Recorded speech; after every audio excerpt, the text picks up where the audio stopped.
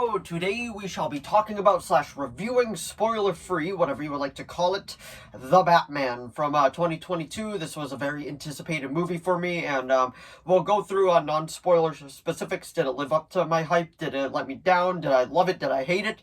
So let's anyway talk about it. So without further ado, shall we begin? So like I said, this will be a non-spoiler filled review because I will release another video where I talk about all the spoiler-specific things about this movie that I really enjoyed, but for the time being, this shall be just spoiler-free, so I won't go into any of the actual nitty-gritty details and all that. But one thing I had to say about this movie, I loved it. I feel like this movie completely lived up to expectations of what a Batman movie should be, and I absolutely loved the performances in it. And I'm not gonna lie, when I first heard that Robert Pattinson was casted as the Dark Knight, I was a little hesitant on it, and he proved me wrong. Like, after the first trailer, I was like, oh, okay, I can kind of see this. And after seeing like the full-fledged movie, and I did actually get to see it twice, so I actually really got to form an opinion on it, I guess you could say. And I feel like he just did an amazing job as a character. I absolutely loved him as the Batman / Bruce Wayne. And one cool thing about this, I don't really consider it a spoiler, he is Batman in this movie way more than he is Bruce Wayne. And honestly, if I would have to guess or anything, I would say this is the most featured Bruce Wayne Batman out of all the movies. I feel like he is Batman more than any other actor has been in a specific movie, because he is in this suit for 80, maybe 85% of the movie. I was like, okay, wow. And if we're gonna get into some of the other characters too, one of the main standouts immediately when I think of this movie is Zoe Kravitz as Catwoman. I feel like she did an amazing job. I love Anne Hathaway as an actress, but she never really struck me as Catwoman personally, and I feel like Zoe completely got the character, and she is the definitive Catwoman in my opinion. She just she looks the character, she gets the character, she literally was torn right out of the comics, and I absolutely loved her performance. Colin Farrell is unrecognizable as the Penguin in this, and he does an amazing job. He said in an interview that he only has 4 or 5 scenes. I feel like that was a little bit of a fib, because I feel like he definitely had a couple more scenes in that, but I'm curious to see where they take his story now, considering they're going to be doing a TV show for him. I think they might just call it Penguin or whatever, but it's supposed to be his rise through the criminal underground, so I'm really looking forward to that. And obviously, the other characters, too, is the Riddler, played by Paul Dano. It's a very different take on the Riddler. It's very Zodiac Killer-inspired, and I actually quite enjoyed what they decided to do with him. At first, I wasn't really sold. I was I'm not really sold on this idea of the Riddler being inspired by serial killers and all that, but after seeing the movie, I was like, oh, okay, if I get this, and it is actually pretty disturbing with how they go about some of his traps. It is almost like Jigsaw from the Saw series, inspired with how just disturbing some of these traps are. And his moments in the movie are legit horror moments. It is so well done, just how creepy it is. And before we actually talk about the actual director of the movie, all the performances in this movie were great. Even Jeffrey Wright did a great job as Commissioner Gordon. He's at the Officer Gordon, or might be Detective Gordon.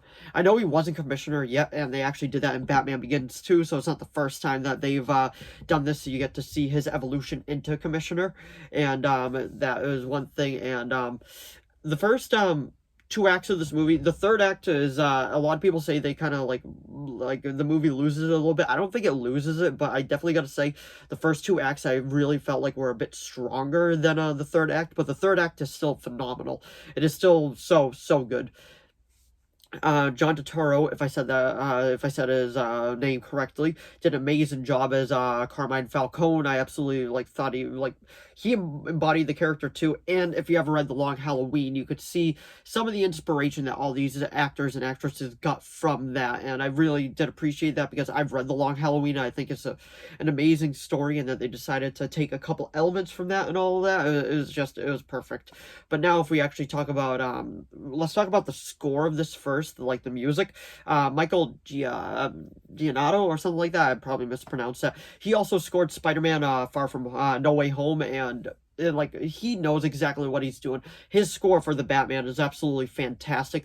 This opening scene where he's talking about being in the shadows and all that, and it's just like, it is phenomenal. The music is like slowly building up with like the horror element, and then that Batman theme comes in, and it is so well done, and like it does not get any better than that. I think it's the best Batman score we have ever had personally, but that's just me.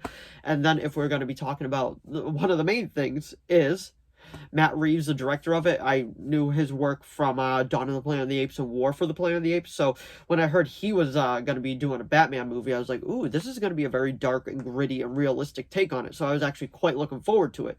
And he delivers on it so much. Like, he gets these characters, he understands it, he understands the world, and boy is his Gotham just beautiful, completely beautiful to look at. Like, it is so just like, it truly brings you into this like cesspool of a city, and it is so well done. I love what he decided to do with the Batcave. I love like Gotham's Times Square, and how Gotham is an island just like everything else. Like, that's always how it's been, like for film wise and all that, because I don't think to begin with in the comic books Gotham was an island, but as time went on they decided to do more of that, and just the city is so well done. I love Matt Reeves' just filming style. It is so gorgeous to look at, and there's so many stills where I was like, that looks amazing.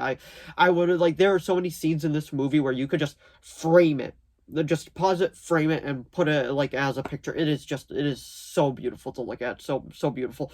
And I feel like he did an amazing job with capturing the city, with how just mucked up it is, and I really did enjoy that.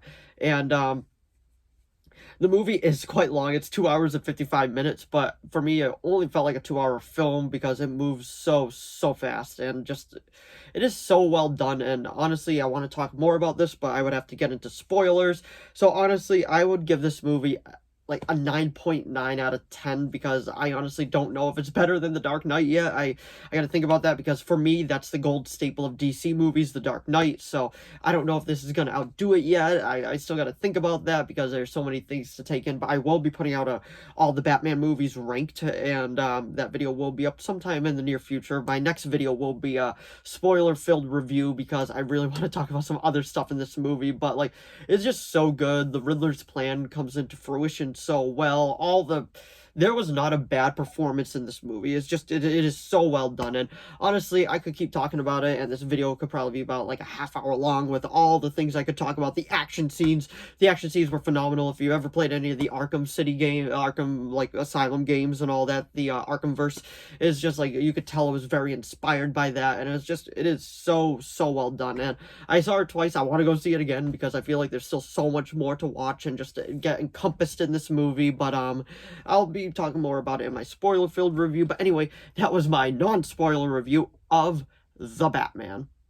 So if you enjoyed this video, please give it a like and a subscribe so I know to keep making more of these. If you have any video requests, please leave them down in the comments below. I'll do my best to reply.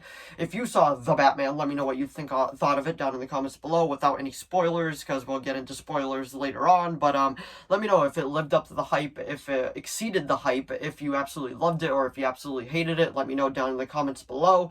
But anyway, thanks for watching as always, and I'll see all of you in the next video. Bye!